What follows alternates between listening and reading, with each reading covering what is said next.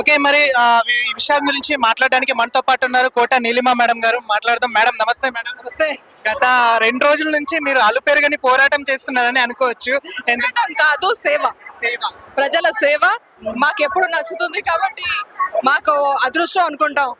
మా మాకు ఇలాంటి అవకాశం దొరుకుతుంది ప్రజలకి సేవ చేయడానికి. అలాగే ఎన్నో వేల లక్షల మంది బల్కంపేట అమ్మవారి కళ్యాణోత్సవం అలాగే బోనాలకు వస్తారు. సో మనం ఇప్పుడు బల్కంపేటలో నుంచున్నాం. ఇక్కడ మీరు కూడా చూస్తున్నారు, పొద్దునుంచి ఈ క్యూ పొద్దునుంచి నిండి ఇలాగే ఉంది. సో మాకు అవకాశం వస్తుంది అందరితో కలవడానికి. మొత్తం రాష్ట్ర వ్యాప్తంగా వస్తున్న వాళ్ళందరితో. అలాగే మీ మీడియా మిత్రులు కూడా చాలా కష్టపడి చాలా డిఫికల్టీస్ ఫేస్ చేస్తూ కవర్ చేశారు.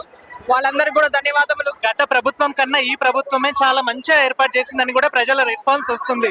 ఆడపడుచులాగా బోనాలంటే ఆడపడుచుల ఫెస్టివల్, ఉత్సవం, అలాగే కళ్యాణోత్సవం, అమ్మవారి ఉత్సవం, మహిళల ప్రభుత్వం ఇది.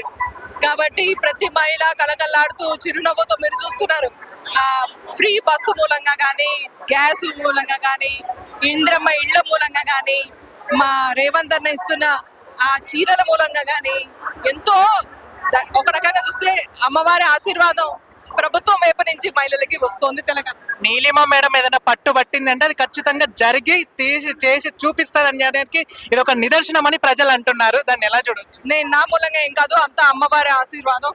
అమ్మవారి ఏమనుకుంటుందో అదే అవుతుంది. ఎవరి చేత ఏం సేవ చేయించాలో అదే చేస్తుంది. నేను ఉత్తగా ఒక మనిషి మాత్రమే దీంట్లో.